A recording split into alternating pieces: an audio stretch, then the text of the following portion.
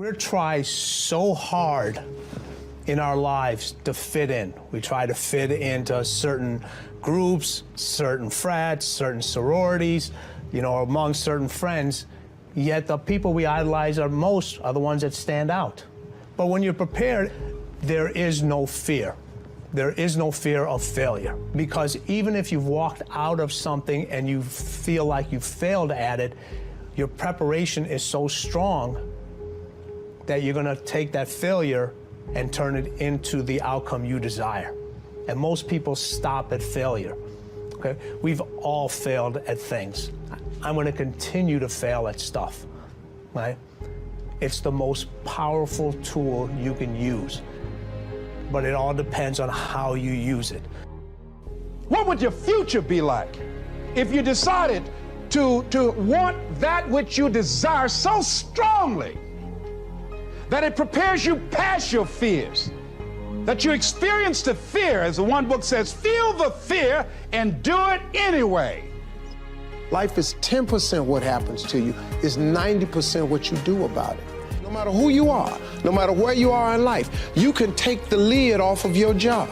And if you're wondering if you still have the lid on in your life, here are some clues that's gonna let you know that the lid is still on.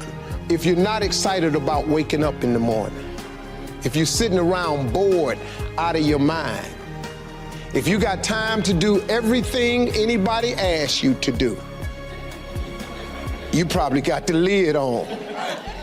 If when you tell your dreams to all your friends, it makes sense to them, you got your lid on, man. Your dreams should not make sense to everybody. You gotta say something that make people go, how you gonna do that? That's when you got the lid off. And if I were you, I'd do that. I'd take the lid off. Makes sense to me, don't it?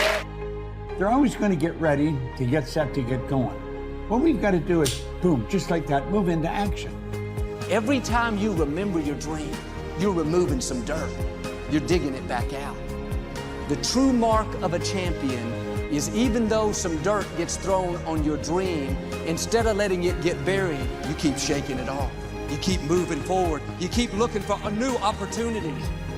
You wouldn't be having that opposition if you didn't have something great in you. If your dream wasn't alive and on track, right on schedule to come to pass, you wouldn't have so many things coming against you. That dream is still alive. You may have tried a year ago, 5 years ago, or 40 years ago. Didn't work out. Nobody was there to help you. Go back and try again. This is your time. This is your moment. Your destiny is calling out to you. Can I tell you, your dream is not dead. It's just not in season. Your time is coming. Promotion is coming. Good breaks are coming. Promises you've been standing on. Dreams you've been praying about. Lack is not your destiny. Constantly struggling, barely getting by is not the end of your story. These light afflictions are for a moment. The adversity is temporary. The glory is eternal. Lord, I believe this is my year to get healthy and whole. This is my year to meet the people of my dreams. This is my year to go further in my career, to step into a new level of my destiny. This is my year to accomplish dreams, to break free from this depression. This is my year to meet the right people. This is my year to get healthy and whole. This is your year to see double. This is your year for vindication, for restoration, for new beginnings. Now get your mind going in the right direction. Here's the secret. The people that do the most with their lives, the people that seem the most self-assured, the ones that seem to embody confidence, the ones that seem to define confidence, they're the ones that had to face down the most fear. They simply didn't linger in it. Don't hate your competitors. Respect your competitors. Learn from him.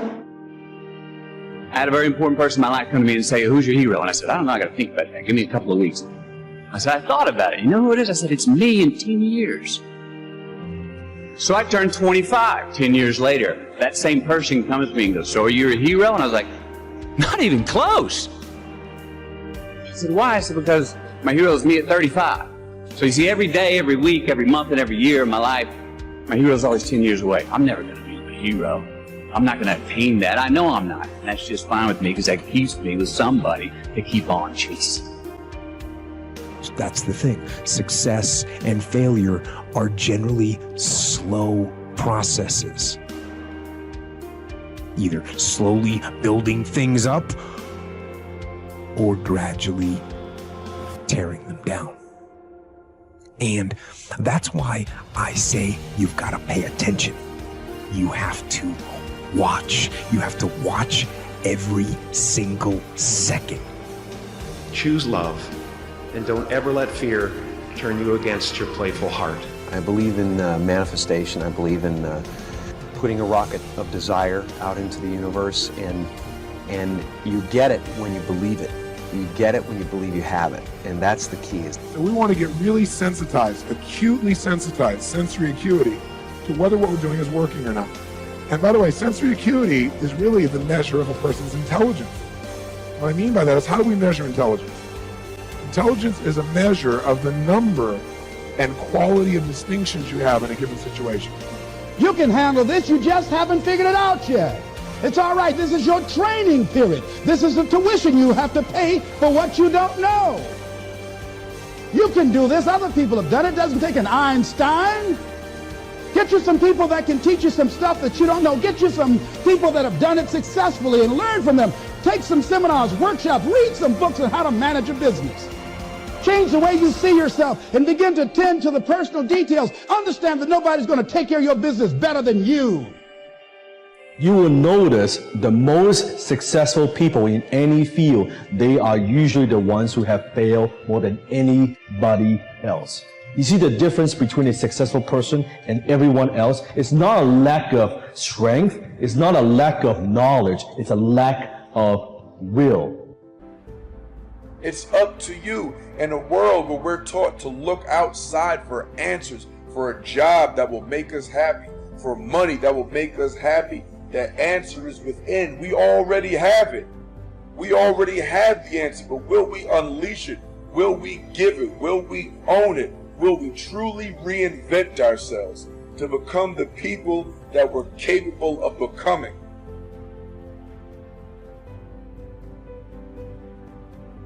The bow too tightly strung is easily broken, says one of the Proverbs. Balance is a gorgeous thing.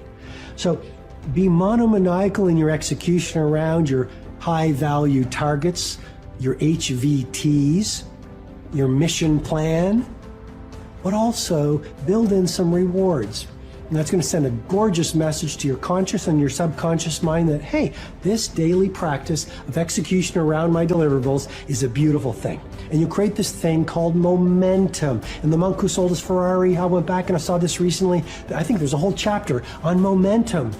And you become like this. I love skiing. You start off small, but as you go down the slope, you pick up momentum. A lot of people say, Robin, where do I start? I want to start a new business. I want to become a better artist. I want to find the love of my life. I want to be a world-class creative. I want to multiply my financial life. Where do I start? You just start. You just start. There's great power in the start. And when you start, life starts supporting you. Well, God wants us all to be courageous because He knows we'll face times in life and situations and circumstances that it takes more than just a desire, it takes courage. Many people operate on the basis of fear, on the basis of what other people think. We as believers should operate on the basis of courage. Courage to say no when we ought to say no. Courage to say yes when we should say yes. So what kind of courage do you have? Is yours sort of floating between depending on the situation? Or do you know the difference between right and wrong for your life? And you've made up your mind. You got to be hungry.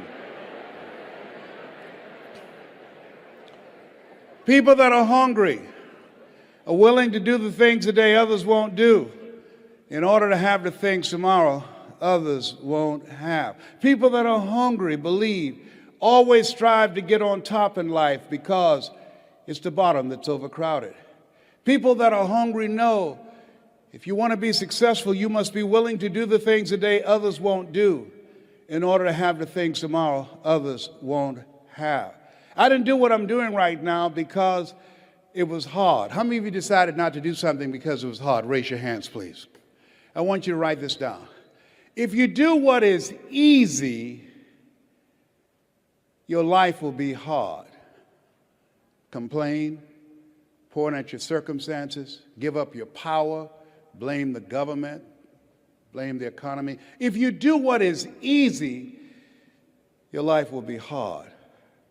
But if you do what is hard, your life will be easy.